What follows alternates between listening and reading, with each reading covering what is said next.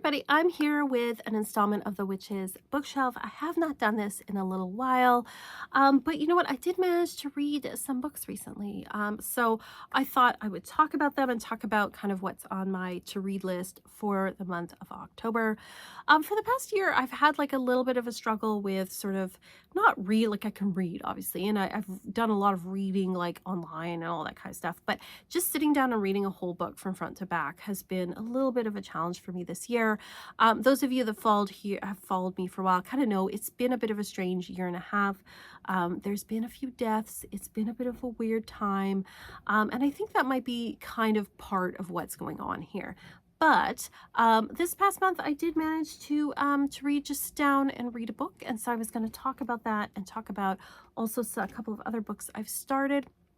So the first book that I'm going to talk about is the one that I read last month, and it is The Creative Act, A Way of Being by Rick Rubin. So Rick Rubin is a famous producer in the music industry, and you can also follow him on I think TikTok and Instagram. He talks a lot about creativity, and he's, very inspiring. I actually saw this book a while ago, I think like last year or something, like months and months ago, and in the bookstore, at the university where I work, and I thought it looked really cool, but I was like, oh, maybe I got another time. And then I just broke down and I got it. And I didn't even realize it was written by Rick Rubin. But it's a hardcover, so it's a little bit pricier. So you might want to wait until it comes out in paperback, because I think this was about 40 bucks Canadian. Anyway.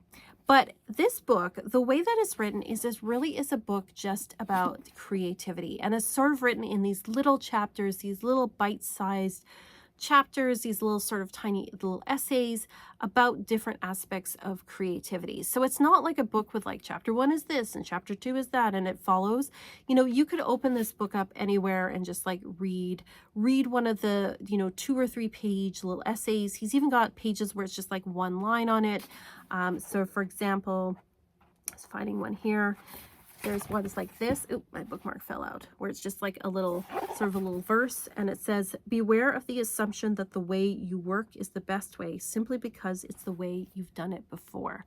So it's really like a book that kind of inspires you. It's all these little sort of like creative, what do they call it, pep talks going on in here. He talks about, there's ones titled like intention, rules, collaboration. Sometimes disengaging is the best way to engage, like little things like that. So you can really like open the book anywhere and find something that, kind of inspires you. And that's the thing, is if you follow him on like TikTok or Instagram, he talks a lot about creativity and is very inspiring about it. And he's worked with a lot of like, very famous musicians and things, but this isn't just for people who are musicians, really anyone who is creative. Look for what you notice, but no one else sees. Things like that, these little inspiring sort of messages. And so it's about, is it 400 pages? Yeah, it's 404 pages, but it definitely doesn't feel like it, because you have pages where, it's like this, where he's talking a lot. And then you have like the odd one where it's just like a verse, or it's like just like a little quote or something like that. When the work has 5 mistakes, it's not yet completed. When it has 8 mistakes, it might be. So all these thoughts of things about like implications, the purpose of art, freedom. He really advocates for making art for yourself, making art that speaks to you, not editing or censoring yourself for, your audience. You'll hear a lot of marketing things that say, oh, write with who's your audience? What are you writing for? Who are you writing for if you're writing a book, let's say? But this is saying, make the book that you want to make the novel you want to make the song that you want to make, because if it speaks to you, it's going to speak to someone else. And there's some people it won't speak to. Like if you're trying to make something that speaks to everyone, you're going to make a piece of garbage. And he said that like a lot of the bad art these days, or he talked about like movies in particular, in this one thing I saw where he said, part of the reason that the movies aren't very good right now, or a lot of them, is because they're trying to make things thinking, what will the audience like, instead of, a person having a particular vision or wanting to tell a particular story. And so he really advocates for, speaking from your authentic self. He also talks a lot about, serving the work, you know, like detaching yourself from work, where it's like, how can I make this the best piece of art possible? He also talks too about, you know, if you're demanding that the art make money for you, you're probably not going to be making very good art. You should really be making art from like an authentic, like from yourself and for yourself. And if it makes money, great. But he's very much about like serving the art. And so I think this is a really wonderful book if you're somebody who is creative, if you're an artist, a writer, a musician, or even anybody like just wants to be more creative. I think that this book can be really inspiring.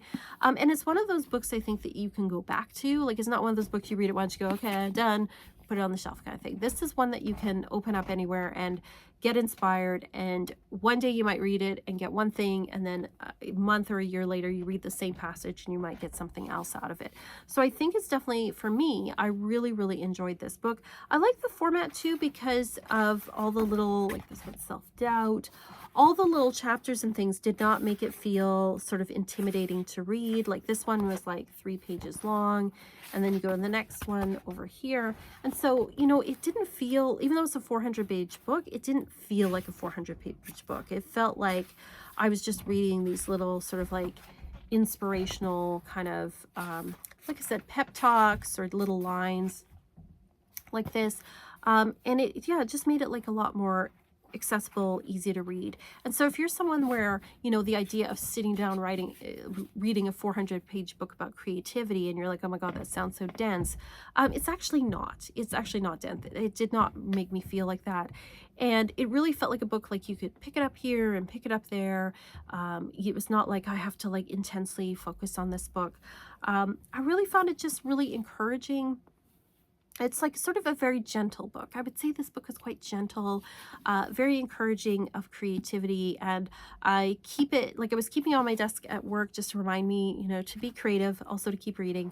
And so I really enjoyed this book. I liked his writing style. It's not intimidating. It's very straightforward. It's very approachable, but it is like sort of a little bit poetic as well. And so I found that very enjoyable. And I found it to be very much like his TikTok and his Instagram, where he's just talking about these creative ideas and things. The other thing too is somebody had told me, they saw me that this book on my desk and they said, oh, I love that book. And they said they listened to it on audiobook and they really like his voice. So if you like his voice, there is an audiobook of that and you might like that one. So I really enjoyed this book and I would recommend it to anyone who is creative in any way. I would give this 4.5 stars. I'm almost never going to give 5 stars on a book, but this one I would definitely give 4.5 because I will read it again. I would recommend it to others. I really enjoyed the book, and it's definitely one that I'm going to be keeping, and I think it's a classic, so I'm giving this 4.5 stars. Now, as for what I'm going to be reading in October, well, I broke down, and the curiosity got the better of me. I have some coworkers talking about these books, and I'm trying to get back into reading fiction. I did read, what is it? The Dan Brown book. I can see it in my head. Anyway, I did read a fiction book this summer, and that was really good. I found it was like nice to kind of get a little bit of an escape with all the stuff going on. And so I bought A Court of Thorn and Roses. Sometimes the acronym is ACOTAR. There's a whole series. I'm keeping an open mind. So this is what they call romantasy fiction. So it is fantasy romance. So it's a fantasy story, but it's got a very strong romantic element to it. It is a romance story, but it is a fantasy story. So I am only a little bit in. I think I am on chapter 5. So I've just started this. But so far so good. I'm keeping an open mind because I have to say that I have a little bit of a bias, I must say, about like romance books. And I think some of that is because when I was growing up, it was sort of like the really cheesy, like Harlequin romances and stuff that people were reading. But this one apparently is somewhat spicy. I do like some smut, so, you know, I'm hoping for some good smut in here. But I am pleased that it's got a good story to it. You know, it's a good story with a little smut in it. Hey, that's right up my alley. But it's so far I can kind of like feel like a little bit of it was kind of predictable. but I've only just started it, and so I'm gonna keep an open mind as to where this is going. I must say her writing styles, I do enjoy her writing style. I think that it's very, like, again, pretty easy to read, but not like it doesn't dumb things down either. But we'll see how it goes, and I'll see what I think of it and whether I want to continue with this series as we go forward. But it is enjoyable. Like, I find, like, I do want to kind of see what happens. Like, she is pretty good about keeping the action moving forward. um you could see with the start of the book, I feel like, oh, is this and this going to happen? So it's, I feel like it's might be a little bit formulaic, but I'm gonna, like I said, keep an open mind and see where these books, or at least where this book goes. The other book that I have, and this is a nonfiction book, is I received Witch in Darkness, which is the book by Kelly Ann Maddox, her second book, Magic for Tough Times, Bad Days, and Moments of Total Catastrophe. I just received this in the mail the other day, so I've only given it like a peruse, like a look through, but actually I feel like this book might have come at the right time for me. I did read Rebel Witch, and I was like maybe it just, the audience, maybe I'm not quite the audience for it. I have some like sort of mixed feelings about that particular one.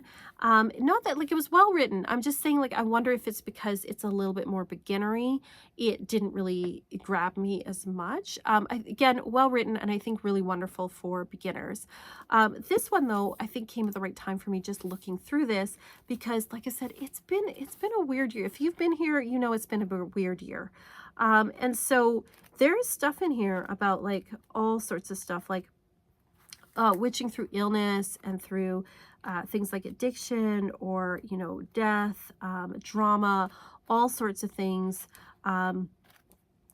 It's, I haven't, like I said, I haven't read it yet, but it looks like one that I feel like this one probably speaks a little bit more to me, especially right now, with a lot of the things that are going on. And so I think, we forget that, like, sometimes, things don't always go the way we planned, or we're dealing with things, the universe throws things at us that maybe we weren't expecting. And so I think that something like this can be very helpful. Like I said, I just got the book. I haven't really read it or anything yet. I just took a quick peruse of it, but I think it looks like one that might be really interesting. Also, I think it's great that it came out as we're headed towards Samhain, the dark time of year. Also, loving the red in here. The red and the black is like a classic.